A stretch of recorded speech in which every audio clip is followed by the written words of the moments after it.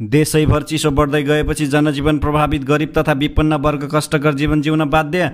ऐतिहासिक मूर्ति चोरी गरेको आरोपमा ललितपुरबाट 2 जना पक्राउ। नेपालमा पुनः कोरोना संक्रमण दर र मृत्युदर बढ्दै। ज्येष्ठ नागरिक र दीर्घ रोगीलाई दिने भनिएको अतिरिक्त खोप अभियान स्थगित। राष्ट्रिय सभा निर्वाचन अन्तर्गत 19 सिटका लागि 43 जनाको उम्मेदवारी दर्ता। माओवादी केन्द्रका नेता वर्षमान पुन 3 महिनाभन्दा लामो उपचारपछि डिस्चार्ज। पुन नेपाल फर्किँदै। जसपा नेता भट्टराईद्वारा माओवादी केन्द्रका अध्यक्ष प्रचण्डलाई बधाई ज्ञापन। फेसबुक आइडी ह्याक गरी अनलाइन ठगी गरेको आरोपमा एक व्यक्ति पक्राउ। पछिल्लो 24 घण्टामा 393 जनामा कोरोना संक्रमण पुष्टि, थप 3 जनाको मृत्यु। ऊर्जा मन्त्री भुसाल र विसेमटेकका महासचिव लेखफेलबीच शिष्टाचार भेटवार्ता। सहकारी संस्थाहरूले गर्ने ऋण प्रवाहको ब्याजदर तत्काल नबढ्ने। नागढुङ्गाबाट 750 एम्पुल लागु औषधसहित 2 जना पक्राउ, थपन जारी। काठमाडौँ तराई मधेस द्रुत राजमार्ग अन्तर्गतको मखुवेसी आसपासको क्षेत्रमा सञ्चालित क्रसर उद्योगहरू हटाउन संसदीय समितिको माग। विवाद नटुङ्गिँदै अधिवेशन गरे भोक हडताल गर्ने काङ्ग्रेस महोत्तरीको घोषणा। लुम्बिनीमा राष्ट्रिय सभा सदस्यको लागि 6 जनाले गरे मनोनयन दर्ता। ललिता निवास प्रकरणका प्रमुख अभियुक्त ढकालसहित 5 जना विरुद्ध करिब 3 अर्ब बराबरको मुद्दा दायर। नारायणहिटी परिसरभित्र बन्न लाग्यो रेस्टुरेन्ट निर्माण गर्ने कार्य तत्काल रोक्न मन्त्रीआलयको निर्देशन। भारतीय प्रधानमन्त्री मोदी र नेपालका प्रधानमन्त्री शेरबहादुर देउवाबीच भेटवार्ता हुँदै। भेटवार्ता दिल्लीमा नभई गुजरातमा हुने। बेमौसमी वर्षाका कारण करोडौंको इँटा नष्ट, अब इँटाको मूल्य बढ्ने। 3 बुँदे मागसहित रुबी खानले पुनः गरे अनिश्चितकालीन आमरण अनसन। सेवा सुविधा घटाएको भन्दै सेक्युरिटी मजदुरहरू आन्दोलित। राष्ट्रिय सभाको बैठक पुस 25 गते दिउँसो 1 बजे बस्ने। सिन्धुली कारागारको प्रहरीको मिलोमत्तोमा भारतीय नागरिकले जेलबाटै लागु औषध कारोबार सञ्चालन गर्दै आएको खुलासा। चिकित्सा शिक्षा आयोगद्वारा स्नातकोत्तर तह पीजीका लागि लिइने एकीकृत प्रवेश परीक्षाको तालिका सार्वजनिक। चितवनमा एक व्यक्ति मृत अवस्थामा फेला घटनाबारे थपन जारी। उखु किसानहरूको बक्यौता भुक्तानी नगर्ने उद्योगको बैंक खाता र जग्गा रोका गर्न निर्देशन। तान्जानियामा कार दुर्घटना हुँदा 14 जनाको मृत्यु, 22 जना घाइते। राप्रपाद्वारा काठमाडौँबाट 3 र झापाबाट 2 सहित 31 जना केन्द्रीय सदस्य मनोनित। भारतमा प्रधानमन्त्री नरेन्द्र मोदीलाई कालो झण्डा देखाउने एक महिलामाथि गोली प्रहार। र काठमाडौँमा बसको टक्करबाट दोलखाघर भएका स्कुटर चालकको मृत्यु। नमस्कार आदरणीय दर्शकवृन्द, यतिखेर तपाईँहरू हेर्दै हुनुहुन्छ सबैको चासो खबर। यदि तपाईँहरू हाम्रो यस च्यानलमा नयाँ हुनुहुन्छ भने हाम्रो यस च्यानललाई सब्सक्राइब गरेर नजिकै रहेको बेल घन्टीको अल बटनमा प्रेस गरेर हामीसँगै जोडिनुहोला। हामीले प्रस्तुत गर्दै आइरहेका प्रस्तुतिहरू तपाईँहरूलाई कस्तो लागेको छ, आफ्नो अमूल्य विचार हाम्रो कमेन्ट बक्समा लेख्न नबिर्सिनुहोला। साथै हाम्रो यो मेहनतको लागि एउटा सानो लाइक भने गर्न नबिर्सिनुहोला। अब खबर विस्तारमा। अब खबरको सिलसिला सुरु गरौँ तराई मधेसका जिल्लाहरूमा चिसो बढेको खबरबाट। केही दिनदेखि तराईका जिल्लाहरूमा चलेको शीतलहरले जनजीवन प्रभावित भएको छ। घाम नलाग्ने र चिसो हावा चलिरहेकाले तराई मधेसको जनजीवन प्रभावित भएको। दिन र रात एकै किसिमको जाडो भइरहँदा मुख्य गरी विपन्न समुदाय, बालबालिका, वृद्ध तथा बिरामी र सुत्केरी बढी प्रभावित भएको देखिएको छ। अत्याधिक चिसोले गर्दा तराईका कञ्चनपुर, कैलाली, बर्दिया, बाँके, सर्लाही, रौतहट लगायत अधिकांश जिल्लाहरूमा चिसो र शीतलहरका कारण जनजीवन कष्टकर बने हो। आफ्नो घर नभएका कतिपय दलित तथा विपन्न समुदायका मानिसलाई शीतलहरले निकै समस्या पुर्याएको देखिएको छ। शीतलहर बढेपछि विभिन्न जिल्लाका स्वास्थ्य केन्द्रहरूमा बिरामीको संख्या बढेको छ। स्वास्थ्य केन्द्रमा पुग्ने अधिकांश मानिस विपन्न तथा दलित समुदायकै हुने गरेको पाइएकोले शीतलहरले दलित तथा विपन्न समुदायलाई निकै कष्टकर जीवन जिउन बाध्य पारेको छ। त्यसैगरी अर्को खबरतर्फ लागौँ आदरणीय दर्शकवृन्द। महानगरीय प्रहरी परिसर ललितपुरले ऐतिहासिक मूर्ति चोरी गरेको आरोपमा 2 जनालाई पक्राउ गरेको छ। पक्राउ पर्नेमा रामेछाप दोरम्बा गाउँपालिका घर भई सामाखोसी बस्दै आएका 23 वर्षीय नेसनल योन्जन र ललितपुर महानगरपालिका 20 नेस्टोल बस्ने 24 वर्षीय सानुलाल महर्जन रहेका छन्। उनीहरूले मङ्सिर 27 गते रातको समयमा ललितपुर महानगरपालिका 12 टङ्गाल स्थित रहेको तङहिटी ढुङ्गेधाराबाट नारायणको मूर्ति र पुस 15 गते रातिको समयमा गोदावरी नगरपालिका 3 टौखेल स्थित पञ्चायती मन्दिरबाट ढुङ्गामा कुदिएको बुद्धको मूर्ति चोरी गरेको प्रहरीको अनुसन्धानबाट खुलेको छ। पक्राउ परेका उनीहरूलाई ललितपुर जिल्ला अदालतबाट पहिलो पटक 5 दिन म्याद थपको अनुमति लिई थप अनुसन्धान भइरहेको प्रहरीले जनाएको छ। त्यसैगरी अर्को खबरतर्फ लागौँ आदरणीय दर्शकवृन्द। नेपालमा कोरोना संक्रमण दर फेरि बढ्न थालेको छ। केही समय अघिसम्म घट्दो क्रममा रहेको संक्रमण दर पछिल्लो केही दिनदेखि बढ्न थालेको। मङ्गलबार थप 393 जनामा कोरोना संक्रमण देखिएको छ। पछिल्लो 24 घण्टामा 7,794 जनाको PCR परीक्षण गर्दा 355 जना र 1,535 जनाको एन्टिजेन परीक्षण गर्दा 38 जनामा संक्रमण पुष्टि भएको स्वास्थ्य तथा जनसङ्ख्या मन्त्रालयले जनाएको छ। यो सँगै नेपालमा कोरोना भाइरसबाट संक्रमित हुनेहरूको कुल संख्या 9,25,950 पुगेको छ। त्यस्तै पछिल्लो 24 घण्टाको अवधिमा संक्रमणबाट 3 जनाको मृत्यु भएको छ। यो सँगै हालसम्म मृत्यु हुनेहरूको कुल संख्या 11,601 जना पुगेको छ। त्यस्तै पछिल्लो 24 घण्टामा 2063 जना संक्रमण मुक्त हुँदा हालसम्म संक्रमित भएकाहरू मध्ये हालसम्म 8,12,937 जना कोरोना मुक्त भएका छन्। हाल देशभरमा 5,094 जना सक्रिय संक्रमित रहेका छन्, जसमध्ये 4,834 जना होम आइसोलेसनमा र 260 जना संस्थागत आइसोलेसनमा रहेका छन्। कोरोनाका बिरामी मध्ये 88 जनाको आइसियु र 25 जनाको भेन्टिलेटरमा उपचार भइरहेको छ। त्यसैगरी अर्को खबरतर्फ लागौँ आदरणीय दर्शकवृन्द। सरकारले 60 वर्ष माथिका ज्येष्ठ नागरिक र दीर्घरोगीलाई दिने भनेको अतिरिक्त खोप अभियान स्थगित गरेको छ। मंगलबार स्वास्थ्य तथा जनसङ्ख्या मन्त्रालयले एक विज्ञप्ति जारी गर्दै केही लक्षित वर्षका लागि कोभिड-19 को खोप थप मात्रा दिने कार्यक्रम स्थगित गरिएको जानकारी दिएको हो। सबै नागरिकलाई कोभिड-19 विरुद्धको पूरा मात्रा खोप चाँडै उपलब्ध गराउन महत्त्वपूर्ण भएकाले राष्ट्रिय खोप अभियान द्रुत गतिमा सञ्चालन गर्न आवश्यक रहेको भन्दै थप प्राविधिक विषयहरू छलफल तथा तयारी गरी आगामी माघ महिनादेखि यस विषयमा जानकारी गराउने बेहोरा सबैमा हार्दिक अनुरोध छ भनेर विज्ञप्तिमा उल्लेख गरिएको छ। त्यसैगरी अर्को खबरतर्फ लागौँ आदरणीय दर्शकवृन्द। राष्ट्रिय सभा सदस्य निर्वाचनका लागि 43 जनाको उम्मेदवारी परेको छ। मंगलबार तोकिएको समय सीमाभित्र 19 सिटका लागि 43 जनाको उम्मेदवारी परेको निर्वाचन आयोगले जनाएको छ। प्राय सबै प्रदेशमा सत्ता गठबन्धन र एमाले बीच प्रतिस्पर्धा हुने देखिएको छ। सत्ता गठबन्धनभित्र रहेका नेपाली कांग्रेस, नेकपा माओवादी केन्द्र, नेकपा एकीकृत समाजवादी पार्टी, जनता समाजवादी पार्टी र जनमोर्चाले राष्ट्रिय सभा सदस्य चुनावका लागि तालमेल गरेका छन्। निर्वाचन कार्यक्रम अनुसार पुस 21 गते अर्थात् आज उम्मेदवारको विरोधमा उजुरी दिन सकिने, यसैगरी पुस 22 र 23 गते मनोनयन पत्र र उजुरी उप जाँचबुझ गरी निर्णय गर्ने, पुस 23 गते नै उम्मेदवारहरूको नामावली प्रकाशन गर्ने, पुस 24 गते उम्मेदवारहरूको नाम फिर्ता लिने र पुस 25 गते उम्मेदवारको अन्तिम नामावली प्रकाशन तथा उम्मेदवारलाई निर्वाचन चिन्ह प्रदान गरिने आयोगका सहसचिव एवं प्रवक्ता शालिग्राम शर्मा पौडेलले जानकारी दिएका छन्।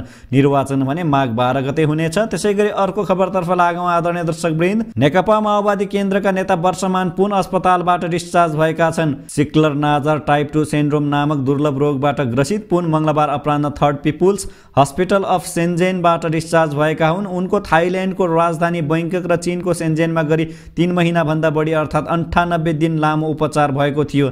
नेता पुन मंगलबार डिस्चार्ज भए पनि उनी 3 दिनपछि मात्रै नेपाल फर्किने भएका छन्। माओवादी केन्द्रको महासचिवमा पुनको पनि दाबी भएकाले अध्यक्ष पुष्पकमल दाहाल प्रचण्डले पदाधिकारीको टुङ्गो लगाउन सकेका छैनन्। त्यसैगरी अर्को खबरतर्फ लागौँ आदरणीय दर्शकवृन्द। पूर्व प्रधानमन्त्री तथा जनता समाजवादी पार्टीका नेता डाक्टर बाबुराम भट्टराईले नेकपा माओवादी केन्द्रका अध्यक्ष पुष्पकमल दाहाल प्रचण्डलाई पुनः अध्यक्ष पदमा चयन भएकोमा बधाई दिएका छन्। सामाजिक सञ्जाल ट्विटर मार्फत भट्टराईले प्रचण्डलाई बधाई दिएका हुन्। भट्टराईले नेकपा माओवादी केन्द्रको 8औं राष्ट्रिय महाधिवेशनबाट पार्टीको अध्यक्षमा पुनर्निर्वाचित हुनु भएकोमा पुष्पकमल दाहाल प्रचण्डलाई हार्दिक बधाई तथा शुभकामना भन्दै बधाई दिएका हुन्। साथै प्रतिगमन र यथास्थिति विरुद्ध लड्ने अग्रगमनकारी शक्तिहरूको सहकार्य र ध्रुवीकरणमा बल पुगोस्, थप शुभेच्छा भन्दै भट्टराईले ट्विटरमा लेखेका छन्। त्यसैगरी अर्को खबरतर्फ लागौँ आदरणीय दर्शकवृन्द। सर्वसाधारणदेखि चर्चित व्यक्तिहरूको फेसबुक आइडी ह्याक गरी ठगीमा संलग्न भएको आरोपमा प्रहरीले एक युवालाई पक्राउ गरेको छ। पक्राउ पर्नेमा मोरङ पत्थरी शनिश्चर्य नगरपालिका 10 मंगलबारे घर भई हाल भक्तपुर गठागर बस्ने किरण पाठक रहेका छन्। ठगी सम्बन्धी कसुरमा आवश्यक अनुसन्धान तथा कारबाही गर्न पाठकलाई नियन्त्रणमा लिएको महानगरीय अपराध महाशाखाले जनाएको छ। प्रहरीको प्रारम्भिक अनुसन्धानबाट पाठकले विभिन्न व्यक्तिको फेसबुक एकाउन्ट ह्याक गरी ती आइडीमा भएका साथीहरूसँग नक्कली व्यक्ति बन्दै अर्जेन्ट समस्या परेको देखाई विश्वास दिलाई विभिन्न खातामा पैसा पठाउन लगाई अनलाइन ठगी गरेको पाइएको महानगरीय अपराध महाशाखाले जनाएको छ। त्यसैगरी अर्को खबरतर्फ लागौँ आदरणीय दर्शकवृन्द। पछिल्लो 24 घण्टामा नेपालमा 393 जनामा कोरोना संक्रमण पुष्टि भएको छ भने थप 3 जनाको मृत्यु भएको छ। स्वास्थ्य तथा जनसङ्ख्या मन्त्रालयका अनुसार देशभरका विभिन्न प्रयोगशालाबाट 9249 जनामा गरिएको PCR एन्टिजेन परीक्षणमा गरी 393 जनामा कोरोना संक्रमण पुष्टि भएको हो। त्यसैगरी पछिल्लो 24 घण्टाको अवधिमा 263 जना कोरोना संक्रमित बिरामीहरू संक्रमण मुक्त भएका छन्। हाल देशभरमा 5094 जना भन्दा बढी सक्रिय संक्रमित रहेका छन् भने नेपालमा हालसम्म कोरोना भाइरसबाट मृत्यु हुनेहरूको कुल संख्या 11601 भन्दा बढी पुगिसकेको छ। त्यसैगरी अर्को खबरतर्फ लागौँ आदरणीय दर्शकवृन्द। ऊर्जा, जलस्रोत तथा सिँचाइ मन्त्री पम्फा भुसालसँग बहुपक्षीय प्राविधिक तथा आर्थिक सहकार्यका लागि बङ्गालको खाडीको प्रयास बिम्स्टेकका महासचिव तेन्जिन लेकफेलले शिष्टाचार भेट गरेका छन्। मंगलबार मन्त्रालयमा भएको भेटमा उनीहरूबीच बिमस्टेक विविध विषयमा छलफल भएको थियो। सो अवसरमा महासचिव लेखफेलले बिमस्टेकका सम्मेलनले पारित गरेका ऊर्जा क्षेत्रलाई मुद्दा बनाएर अगाडि बढाउने विषयमा सबै सदस्य राष्ट्रहरू सक्रिय भएर लाग्नुपर्नेमा जोड दिएका थिए। उनले सन् 2018मा सम्झौता भएको ऊर्जा सम्बन्धी गुरु योजनाका विषयलाई प्राथमिकताका साथ अगाडि बढाउँदा सदस्य राष्ट्रहरूलाई फाइदा हुने भएकाले त्यसतर्फ नेपाल सरकारको ध्यान जानुपर्ने पनि बताएका थिए। महासचिव लेखफेलले भारतको बेङ्गलोरमा स्थापना गर्ने भनिएको एनर्जी सेन्टर स्थापना गरेर बिमस्टेककै ऊर्जा सम्बन्धी माथिल्लो निकाय स्थापना गर्ने विषयलाई प्राथमिकतामा राख्नुपर्ने बताएको र जवाफमा मन्त्री भूषालले बिमस्टेक स्तरीय जलविद्युत प्रयोग र प्रवर्धनका विषयमा अन्तर्सम्बन्धित रहेको बताउँदै त्यसका लागि नेपालका तर्फबाट खेल्नुपर्ने भूमिका निर्वाह गर्न आफू तयार रहेको स्पष्ट पारेका थिए। बिमस्टेकको 5औं शिखर सम्मेलन आगामी 30 मार्च 2022मा श्रीलङ्कामा आयोजना गर्ने प्रस्ताव भएको सन्दर्भमा बिमस्टेकका महासचिव लेखफेल नेपाल भ्रमणमा आएका हुन्। त्यसैगरी अर्को खबरतर्फ लागौँ आदरणीय दर्शकवृन्द। सहकारी संस्थाहरूबाट प्रवाह हुने ऋणको ब्याज दरको अधिकतम सीमा सन्दर्भ ब्याज दर तत्काल पुनरावलोकन नहुने भएको छ। बैंक तथा वित्तीय संस्थाहरूमा तरलताको अवस्था सहज बन्न थालेको भन्दै ब्याज दर तत्काल नबढाउने निष्कर्षमा सहकारी विभाग पुगेको। यो सँगै आज बुधबारका लागि बोलाएको सन्दर्भ ब्याज दर निर्धारण समितिको बैठक समेत स्थगित भएको विभाग स्रोतले जानकारी दिएको छ। यसअघि ब्याज दर पुनरावलोकन गर्न पुस 15 गतेमा ब्याज दर निर्धारण समितिको बैठक बसेको थियो। बैठकमा सहकारी अभियानको तर्फबाट राष्ट्रिय सहकारी महासंघले सन्दर्भ ब्याज दर 17% पुर्याउन प्रस्ताव गरेको थियो। तर बैठकमा सहभागी अर्थ मन्त्रालय र सहकारी बैंकका प्रतिनिधिहरूले ब्याज दर बढाउने आधार नभएको बताएपछि एक साताको लागि बैठक स्थगित गरिएको थियो। त्यसैगरी अर्को खबरतर्फ लागौँ आदरणीय दर्शकवृन्द। प्रहरीले नागढुङ्गाबाट 750 एम्पुल लागु औषध सहित 2 जनालाई पक्राउ गरेको छ। बाराबाट काठमाडौँतर्फ आउँदै गरेको प्रदेश नम्बर 203001 ख 3622 नम्बरको यात्रुवाहक बस चेक जाँचका क्रममा मङ्गलबार दिउँसो नागढुङ्गा स्थित चेक पोइन्टमा उनीहरूलाई उक्त लागु औषध सहित पक्राउ गरेको महानगरीय प्रहरी वृत्त थानकोटले जनाएको छ। प्रहरीका अनुसार पक्राउ पर्नेमा बारा महागढीमाई नगरपालिका 1 का 27 वर्षीय कृष्ण यादव र सप्तरी सखुवा गाउँपालिका 4 का 19 वर्षीय दिपेश कुमार राम रहेका छन्। कृष्ण यादवको साथबाट 150 एम्पुल नुफिन, 150 एम्पुल फेनेगर्न, 150 एम्पुल डाइजेपाम गरी 450 एम्पुल लागु औषध तथा दिपेश कुमार रामको साथबाट 100 एम्पुल नुफिन, 100 एम्पुल फेनेगर्न र 100 एम्पुल डाइजेफान गरी 300 एम्पुल गरी जम्मा 750 एम्पुल लागु औषध बरामद गरेको छ। पक्राउ परेका उनीहरूमाथि लागु औषध नियन्त्रण ऐन 2033 बमोजिम महानगरीय प्रहरी वृत्त थानकोटबाट थप अनुसन्धान भइरहेको महानगरीय प्रहरी परिसर काठमाडौँले जनाएको छ। त्यसैगरी अर्को खबरतर्फ लागौँ आदरणीय दर्शकवृन्द। संघीय संसद अन्तर्गतको समितिले फास्ट ट्र्याक आसपासका क्रसर उद्योग हटाउन माग गरेको छ। राष्ट्रिय सभा अन्तर्गत प्रत्यायोजित व्यवस्थापन तथा सहकारी आश्वासन समितिले फास्ट ट्र्याकको हवाई निरीक्षणका क्रममा क्रसर उद्योग हटाउन माग गरेको काठमाडौँ तराई मधेस द्रुत मार्ग सडक आयोजनाको समिति सदस्य रक्षा मन्त्रालयका प्रतिनिधि नेपाली सेना सहितले गरेको हवाई निरीक्षणपछि बनाएको प्रतिवेदनमा द्रुत मार्ग आयोजना स्थलमा विशेष गरी मखुबेसी आसपास क्षेत्रको स्वचालित क्रसर उद्योगहरूबाट हुन सक्ने सम्भावित प्रतिकूल प्रभावलाई ध्यानमा राखी उक्त क्रसर उद्योगहरू उपयुक्त स्थानमा स्थानान्तरण हुन आवश्यक देखिएको उल्लेख गरिएको छ।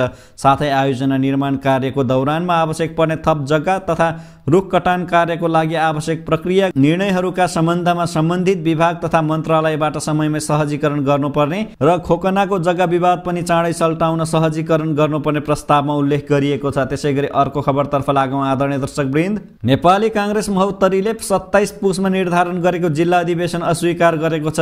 क्षेत्र नम्बर 3 को अधिवेशन नै नसकी सुनियोजित ढङ्गबाट अधिवेशनको मिति निर्धारण गरेको भन्दै काङ्ग्रेस महोत्तरीले आपत्ति जनाएको हो। काङ्ग्रेस महोत्तरीले मङ्गलबार केन्द्रलाई ध्यानाकर्षण सहितको पत्र समेत पठाएको छ। पत्रमा क्रियाशील सदस्य तथा अधिवेशनमा भाग लिने साथीहरूलाई पाखा लगाई जिल्ला अधिवेशनको मिति तोक्नु षड्यन्त्रपूर्ण र सुनियोजित भएको उल्लेख गरिएको छ। यता निर्वाचन क्षेत्र नम्बर 3 को विवाद नसुल्झाई विधि र विधान विपरीत जिल्ला अधिवेशनको मिति निर्धारण गर्नु दुःखद भएको बताउँदै जिल्लाका पूर्व महासचिव बजरङ्ग नेपालीले भोक हडताल गर्ने चेतावनी दिएका छन्।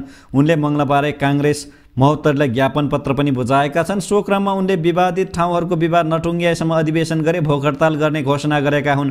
नेता नेपालीको हडताललाई समेत मध्यनजर गर्दै क्षेत्रीय अधिवेशन सकेपछि मात्र जिल्ला अधिवेशन गर्न मिति निर्धारण गर्न काङ्ग्रेस महोत्तरीले माग गरेको छ। त्यसैगरी अर्को खबरतर्फ लागौँ आदरणीय दर्शकवृन्द। राष्ट्रिय सभामा रिक्त सदस्य पदको निर्वाचनका लागि लुम्बिनी प्रदेशमा 6 जनाको मनोनयन दर्ता गराएका छन्। मंगलबार दाङको घोराई स्थित प्रदेश निर्वाचन कार्यालयमा पुगेर सत्तारूढ दलले मिलेर मनोनयन दर्ता गराएका हुन् भने प्रमुख प्रतिपक्षी दल नेकपा एमाले एकल रूपमा उम्मेदवारी दर्ता गराएका हुन्। माघ 12 गतेदेखि हुने निर्वाचनका लागि नेपाली काङ्ग्रेसबाट बाँकेका युवराज शर्मा, नेकपा एकीकृत समाजवादीका पाल्पाकी राज्यलक्ष्मी गैरे, राष्ट्रिय जनमोर्चाको तर्फबाट रूपन्देहीका तुलबहादुर विश्वकर्माले मंगलबार मनोनयन दर्ता गराएका हुन्। सत्तारूढ गठबन्धनले राष्ट्रिय सभामा पनि मिलेरै मनोनयन दर्ता गराएका हुन्। त्यस्तै नेकपा एमालेबाट दाङ घोराईका रामदयाल गुप्ता, बाँकेकी भारती खनाल उपाध्याय र गुल्मीका कृष्ण सुनारले मनोनयन दर्ता गराएको एमाले दाङका नेता टिकाराम खड्गाले जानकारी दिएका छन्। मनोनयन दर्ता गराउन जाँदा सत्तारूढ दलहरूले घोराई स्थित नेपाली काङ्ग्रेसको पार्टी कार्यालयबाट जुलुससहित संयुक्त रूपमा आएका थिए। त्यस्तै नेकपा एमालेका नेताहरू पनि दलबल र ब्यानर सहित मनोनयन दर्ताका लागि निर्वाचन कार्यालय पुगेका थिए। जिल्लादेखि प्रदेशका नेता, मन्त्री तथा स्थानीय पालिका प्रमुखहरू समेत मनोनयन दर्ता कार्यक्रममा सहभागी बनेका थिए। त्यसैगरी अर्को खबरतर्फ लागौँ आदरणीय दर्शकवृन्द। प्रधानमन्त्रीको सरकारी निवास बालुवाटारको ललिता निवासको सरकारी जग्गा व्यक्तिका नाममा सारेको प्रकरणमा मुख्य अभियुक्त शोभाकान्त ढकालमाथि राजस्व छलीको मुद्दा दायर गरिएको छ। राजस्व अनुसन्धान विभागले मंगलबार ढकालसहित 5 जना विरुद्ध मुद्दा दायर गरेको विभागले ढकाल, सरोज ढकाल, उमा कुमारी ढकाल, सान्टु श्रेष्ठ र राजेश्वर श्रेष्ठका विरुद्धमा उच्च अदालत पाटनमा राजस्व छलीको मुद्दा दायर गरेको विभागले 2 अर्ब 40 करोड 98 लाख 35,648 रुपियाँ बराबरको बिगो दाबी गर्दै मुद्दा दायर गरेको छ। शोभाकान्त सञ्चालक रहेको आनसान प्रणालीको लेखा परीक्षण राजेश्वर एन्ड कम्पनीका प्रोपराइटर राजेश्वर श्रेष्ठले गरेका थिए। श्रेष्ठले राजस्व चुहावट गर्ने मनसायले जालसाजी युक्त नक्कली तथा झुटो मूल्य अभिवृद्धि कर विवरण तयार पारेको भेटिएको विभागको दाबी रहेको छ। त्यसैगरी अर्को खबरतर्फ लागौँ आदरणीय दर्शकवृन्द। नारायणहिटी दरबार सङ्ग्रहालयभित्र माफियाहरू सलबलाएर रेस्टुरेन्ट खोल्न लागेको सुइँको पाएपछि संस्कृति, पर्यटन तथा नागरिक उड्डयन मन्त्री प्रेमबहादुर आलेले उक्त कदम रोक्न निर्देशन दिएका। मन्त्री आलेको निर्देशनपछि दरबार सङ्ग्रहालयभित्र रेस्टुरेन्ट बनाउँदै गरेको बतास अर्गनाइजेसन समूहको बीपीएस लिजिङ एन्ड म्यानेजमेन्ट नामक कम्पनीलाई पत्र काटेर रोक्न निर्देशन दिएको मन्त्रालय स्रोतले जनाएको छ। दरबार सङ्ग्रहालय र गणतन्त्र स्मारक व्यवस्थापन तथा सञ्चालन समितिले पत्र काटेर बतास अर्गनाइजेसन समूहलाई काम रोक्न निर्देशन दिएको। बतास समूहले उक्त सङ्ग्रहालय परिसरको करिब 10 रोपनी जग्गामा मिलोमत्तोमा भाडामा लिएर रेस्टुरेन्ट बनाउन धमाधम संरचना निर्माण गर्दै आएको थियो। बतास अर्गनाइजेसन समूहको कम्पनीलाई उक्त जग्गा सस्तैमा भाडामा दिएको बताइएको छ। सङ्ग्रहालयका एक कर्मचारीका अनुसार तत्कालीन संस्कृति, पर्यटन तथा नागरिक उड्डयन मन्त्री एवं सङ्ग्रहालयका संरक्षक योगेश भट्टराई र सचिव यादव प्रसाद कोइरालाको कार्यकालमा सो जग्गा भाडामा दिएको। हाल उक्त कम्पनीले गुपचुप रूपमा नाम समेत फेर्ने तयारी गरिएको बुझिएको छ। त्यसैगरी अर्को खबरतर्फ लागौँ आदरणीय दर्शकवृन्द। प्रधानमन्त्री शेरबहादुर देउवा 3 दिने भारत भ्रमणमा जाने तय भइसकेको छ। त्यस क्रममा उनी पुस 25मा नयाँ दिल्लीमा प्रस्थान गर्नेछन्। उनले पुस 26 गते गुजरातको अहमदाबादमा आयोजना हुने भाइब्रेट गुजरात सम्मेलनलाई सम्बोधन गर्ने भएका छन्। सम्मेलनमा सहभागी हुनकै लागि भारतका प्रधानमन्त्री नरेन्द्र मोदीले देउबालाई निम्तो दिएका हुन्। नेपाल र भारतका परराष्ट्र मन्त्रालयले यही साता देउबाको भारत भ्रमणको मिति र कार्यक्रम एकैसाथ सार्वजनिक गर्ने तयारी गरेको छ। प्रधानमन्त्री देउबाका सबै भेटवार्ता गुजरातमै हुने तय भएको छ। भारतीय प्रधानमन्त्री नरेन्द्र मोदी गुजरातमै हुने भएकाले नयाँ दिल्लीमा यसपटक भेटवार्ता नहुने प्रधानमन्त्री देउबाको निजी सचिवालयले जनाएको छ। त्यसैगरी अर्को खबरतर्फ लागौँ आदरणीय दर्शकवृन्द।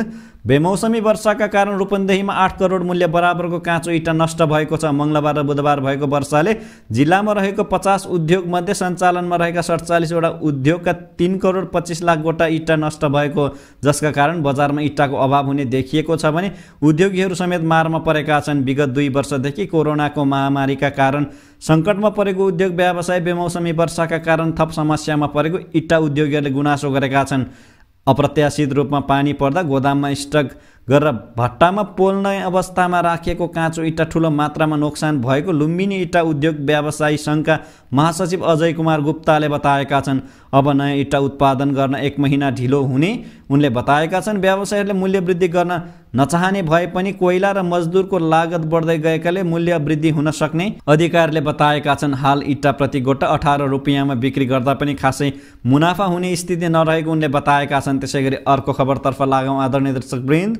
नेपालगञ्जको परस्पुरकी निर्मला कुर्मीको अपहरण तथा शरीर बन्धक र कर्तव्य ज्यान सम्बन्धी कसुरमा निष्पक्ष अनुसन्धान गरी संलग्न सबैलाई पक्राउ गर्न माग गर्दै आन्दोलनरत 14 महिलाको नेतृत्व गर्दै आएकी रुबी खानले सोमबार राति 12 बजेदेखि पुनः अनिश्चितकालीन आवरण अनसन फेरि सुरु गरेकी छिन्। बाँकेको महिला अधिकार मञ्चकी अध्यक्ष समेत रहेकी खानले 3 वटा माग राखेर आवरण अनसन थालेकी हुन्।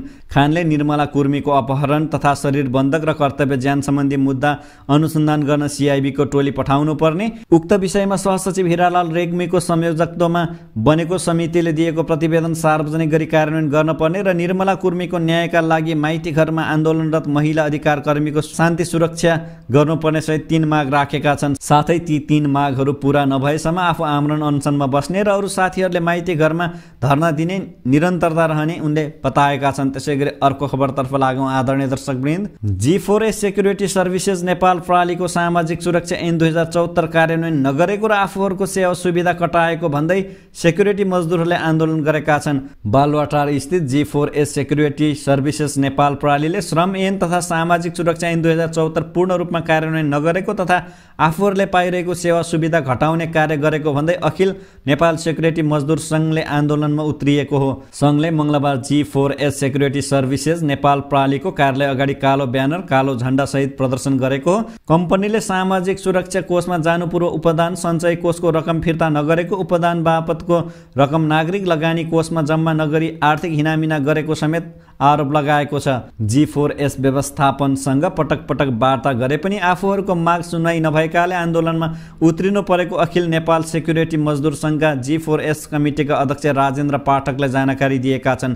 सङ्घले श्रम ऐन 2074 सामाजिक सुरक्षा ऐन 2074 पूर्ण रूपमा कार्यान्वयन गर्न माग गरेको छ। त्यसै गरी नेपाल सरकारले तोकेको न्यूनतम पारिश्रमिक 15,000 रुपियाँ पाउनुपर्ने, 1 वर्ष पुरा भएका श्रमिकको मासिक पाउने आधारभूत पारिश्रमिकको कम्तीमा आधा बराबरको वार्षिक ग्रेड रोकिएकाले त्यसलाई सुचारू गर्नु माग सङ्घले राखेको छ। सामाजिक सुरक्षा कोषमा जानु पूर्वको उपदान र सञ्चय कोषको रकम तुरुन्त फिर्ता गर्नुपर्ने, श्रमिकको बिदा स्वीकृत गरी 8 घण्टा बराबरको पारिश्रमिक दिने व्यवस्था गर्नुपर्ने लगायतको माग पनि रहेको छ। त्यसै गरी अर्को खबरतर्फ लागौँ आदरणीय दर्शकवृन्द। राष्ट्रिय सभाको बैठक पुस 25 गते बस्ने भएको छ। मङ्गलबार सङ्घीय संसदका महासचिव डाक्टर भरतराज गौतमले एक सूचना जारी गर्दै पुस 25 गते दिउँसो 1 बजे बैठक बस्ने जानकारी गराएका हुन्।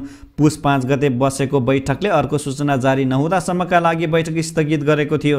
राष्ट्रिय सभाका अध्यक्ष गणेश प्रसाद तिमेल सिन्हाले पुस 25 गते बस्ने बैठकको मिति तोकेका हुन्। प्रतिनिधि सभा र राष्ट्रिय सभा दुवैमा प्रमुख प्रतिपक्षी दल नेकपा एमालेको अवरोधका कारण बैठक प्रभावकारी बन्न सकेको छैन। त्यसै गरी अर्को खबरतर्फ लागौँ आदरणीय दर्शकवृन्द।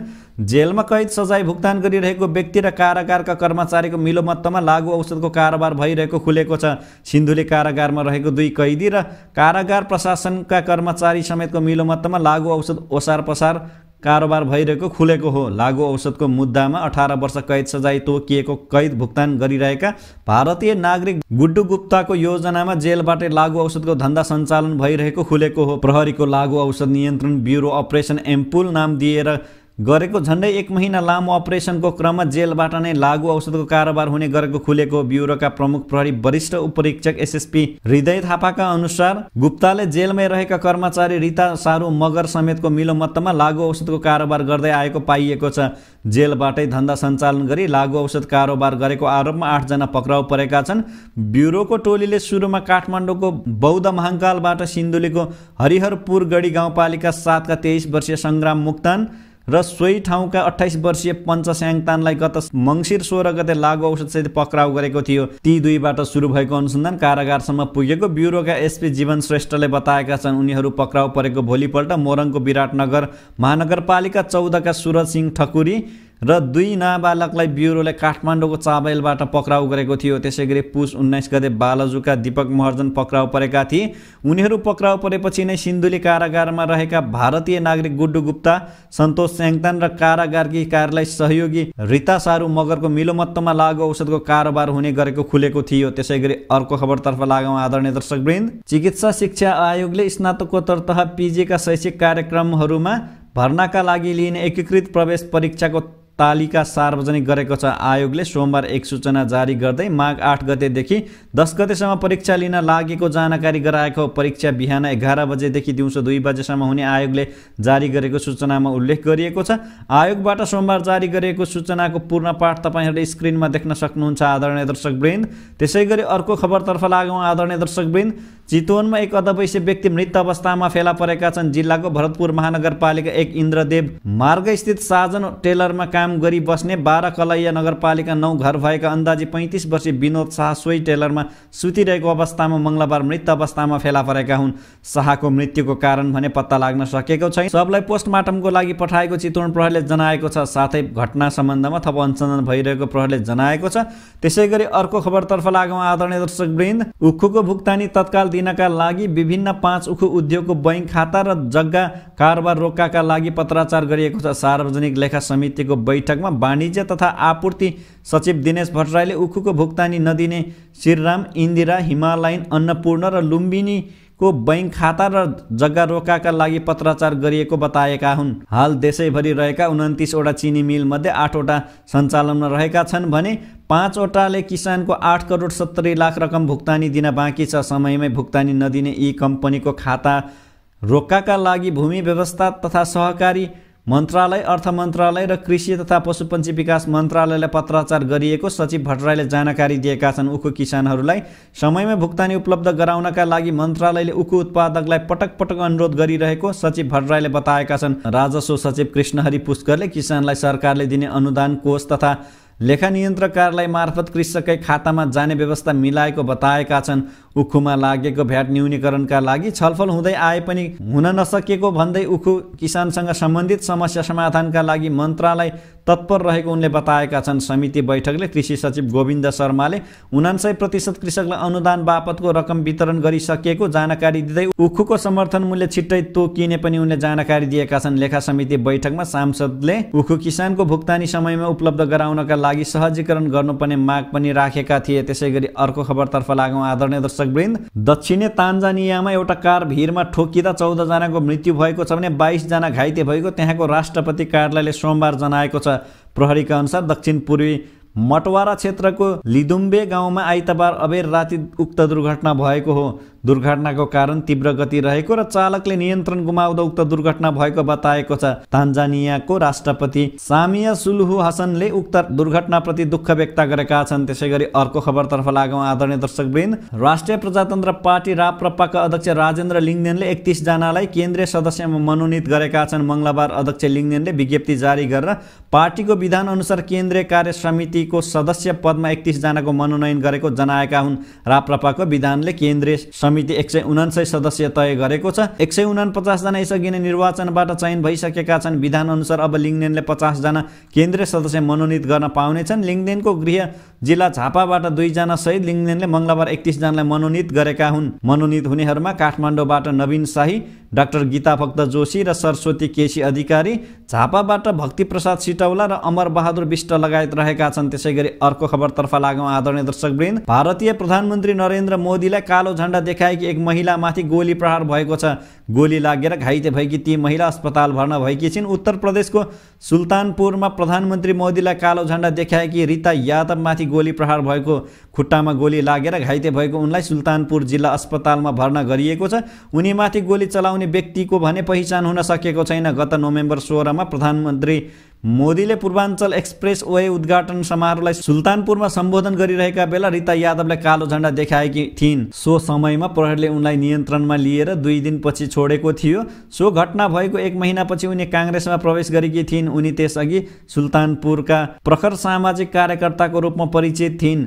रीता यादवले मिडियालाई दिएको जानकारी अनुसार उनी पोस्टर र ब्यानर्स बनाउन सुल्तानपुर गएर घर फर्किने क्रममा लम्बुजा नजिक राजमार्गमा उनीमाथि गोली प्रहार भएको। बोलेरो चढेर फर्किँदै गर्दा 3 जना व्यक्तिहरूले ओभरटेक गरेर आफू चढेको गाडी रोकेको र गाली गर्दै हत्या गर्ने धम्की दिएको यादवले बीबीसी हिन्दीलाई बताएको भारतीय सञ्चार माध्यमहरूले जनाएको छ। उनीहरूले आफ्नो गाडी चालकको कञ्चनमा पिस्तोल राखेको र आफूले एकजनालाई गालामा हिर्काउँदा उनीहरूले आफूमाथि गोली चलाएर भागेको उनले बताएकी छिन्। साथै गोली हान्नेहरूलाई आफूले नचिनेको समेत उनले बताएकी छिन्। त्यसैगरी आजको अन्तिम खबरतर्फ लागौँ आदरणीय दर्शकवृन्द। काठमाडौँको पिग्ला स्थानमा बसको ठक्करबाट गम्भीर घाइते भएकी स्कुटर चालकको उपचारको क्रममा मृत्यु भएको छ। सोमबार साँझ बा 5 ख 1538 नम्बरको बसको ठक्करबाट गम्भीर घाइते भएकी 25 वर्षीय कृतिका कार्कीको मङ्गलबार बिहान 5 बजे सिनामङ्गल स्थित काठमाडौँ मेडिकल कलेजमा उपचारको क्रममा मृत्यु भएको।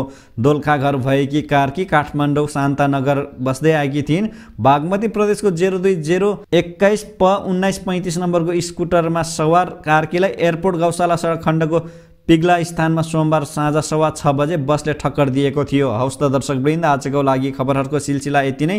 भोलि पुनः उपस्थित हुने नै छौँ। तबसम्मको लागि बिदा दिनुहोला। धन्यवाद।